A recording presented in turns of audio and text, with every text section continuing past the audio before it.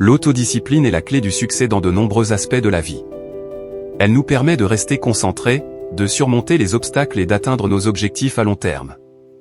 Dans cette vidéo, nous allons explorer les secrets de l'autodiscipline, en découvrant comment fixer des objectifs clairs, établir une routine solide et gérer notre temps efficacement. Nous aborderons également les techniques pour renforcer notre autodiscipline, surmonter les distractions et maintenir notre motivation.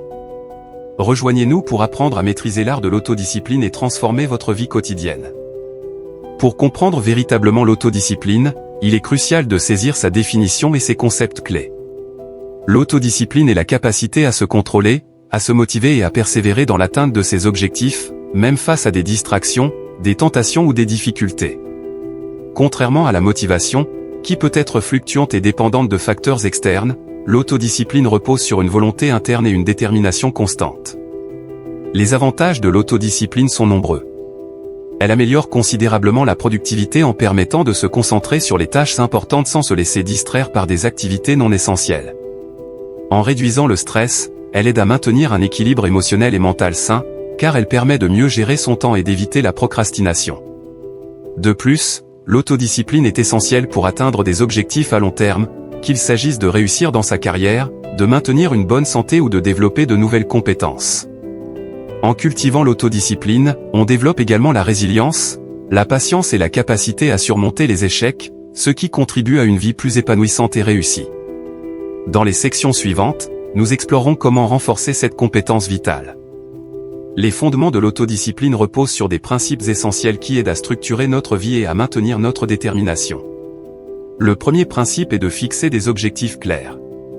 Définir des objectifs précis et réalisables, selon la méthode SMART, spécifique, mesurable, atteignable, réaliste et temporel, est crucial pour orienter nos efforts et mesurer nos progrès.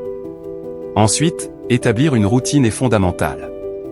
Créer des habitudes quotidiennes permet de réduire la fatigue décisionnelle et de consacrer notre énergie à des tâches importantes. Une routine bien structurée renforce la constance et aide à automatiser les comportements bénéfiques. La gestion du temps est également un pilier de l'autodiscipline. Des techniques comme la méthode Pomodoro, qui consiste à travailler par intervalles de 25 minutes suivies de courtes pauses, ou la méthode Eisenhower, qui aide à prioriser les tâches en fonction de leur urgence et importance, sont très efficaces. Bien gérer son temps permet d'éviter la procrastination et d'accomplir plus en moins de temps. En combinant des objectifs clairs, une routine solide et une gestion efficace du temps, on pose les bases d'une autodiscipline robuste. Ces fondements permettent non seulement d'améliorer notre productivité, mais aussi de vivre de manière plus équilibrée et épanouie. Renforcer l'autodiscipline nécessite l'application de techniques et stratégies spécifiques. La première technique est celle des petits pas.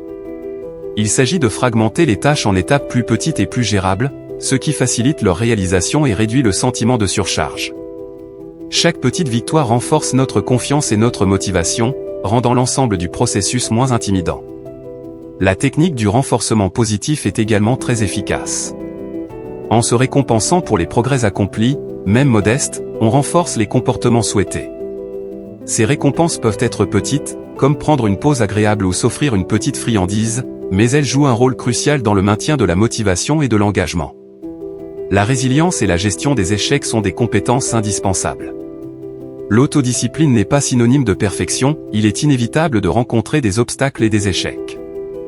Apprendre à surmonter ces échecs sans se décourager est essentiel. Développer une attitude résiliente permet de voir les échecs comme des opportunités d'apprentissage plutôt que comme des défaites. Il est important de se rappeler que chaque tentative ratée nous rapproche de notre objectif en nous apportant de précieuses leçons. En combinant ces techniques, avancer par petits pas, utiliser le renforcement positif et développer la résilience, on peut grandement renforcer son autodiscipline. Ces stratégies permettent de maintenir un effort constant et de rester motivé, même face aux défis. En adoptant ces méthodes, on améliore non seulement notre autodiscipline, mais aussi notre capacité à atteindre nos objectifs à long terme et à vivre une vie plus équilibrée et accomplie. Éliminer les obstacles à l'autodiscipline est crucial pour maintenir une trajectoire constante vers nos objectifs. Le premier obstacle à surmonter est la distraction. Les distractions modernes, telles que les réseaux sociaux, les notifications constantes et les interruptions fréquentes, peuvent sérieusement compromettre notre concentration. Pour minimiser ces distractions, il est essentiel de créer un environnement de travail propice à la concentration. Cela peut inclure la mise en place d'un espace de travail dédié, l'utilisation de techniques de blocage des distractions comme les applications de gestion du temps, et l'établissement de périodes de travail ininterrompues. La procrastination est un autre obstacle majeur à l'autodiscipline. Comprendre les causes de la procrastination est le premier pas pour la surmonter. Souvent, la procrastination est le résultat de la peur de l'échec, de la surcharge de travail ou d'un manque de motivation. Pour gérer la procrastination, il est utile d'appliquer des stratégies telles que la technique des 5 minutes, qui consiste à commencer une tâche en s'engageant à y travailler pendant seulement 5 minutes.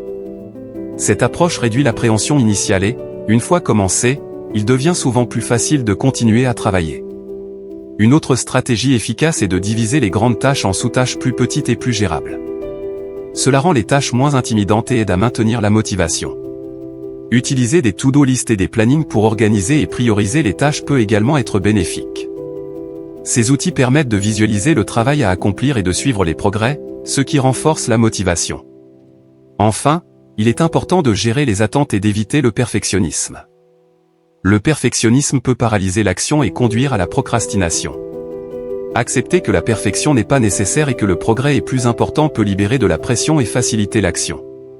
En éliminant les distractions, en gérant la procrastination et en ajustant nos attentes, nous pouvons surmonter les obstacles à l'autodiscipline et créer un environnement favorable à l'accomplissement de nos objectifs.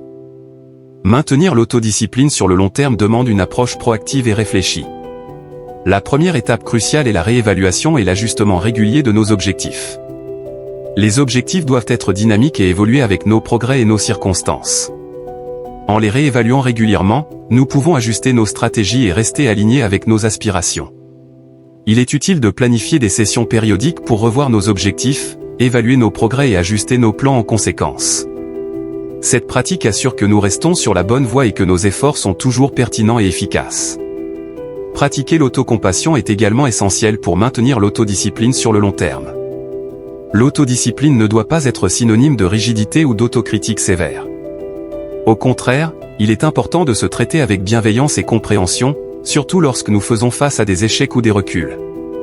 L'autocompassion nous permet de reconnaître nos efforts et nos progrès, de nous pardonner nos erreurs et de nous motiver à continuer plutôt que de nous décourager.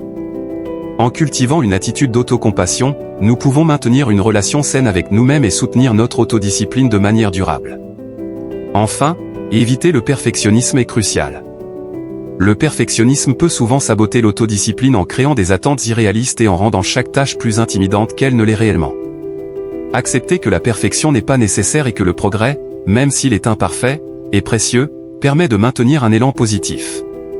L'accent doit être mis sur l'amélioration continue plutôt que sur l'atteinte d'une perfection inatteignable. En intégrant ces pratiques réévaluation régulière des objectifs, autocompassion et rejet du perfectionnisme, nous pouvons maintenir l'autodiscipline sur le long terme. Ces stratégies nous aident à rester flexibles, motivés et résilients, assurant ainsi que nous continuons à avancer vers nos objectifs avec détermination et équilibre. L'autodiscipline est une compétence essentielle qui peut transformer tous les aspects de notre vie. En comprenant ses fondements, en appliquant des techniques pour la renforcer, en éliminant les obstacles et en maintenant nos efforts sur le long terme, nous pouvons atteindre nos objectifs et vivre de manière plus épanouissante. L'autodiscipline nous donne la force de persévérer, la clarté pour rester concentré et la résilience pour surmonter les défis. Si vous avez trouvé ces conseils utiles et souhaitez en apprendre davantage sur la philosophie stoïcienne et ses applications pratiques, abonnez-vous à notre chaîne Stoïcien Pur. Laissez un commentaire pour partager vos expériences et vos stratégies d'autodiscipline, et rejoignez notre communauté pour continuer à grandir et à évoluer ensemble. Ensemble, nous pouvons cultiver la sagesse et la discipline nécessaires pour mener une vie pleine de sens et de réalisation.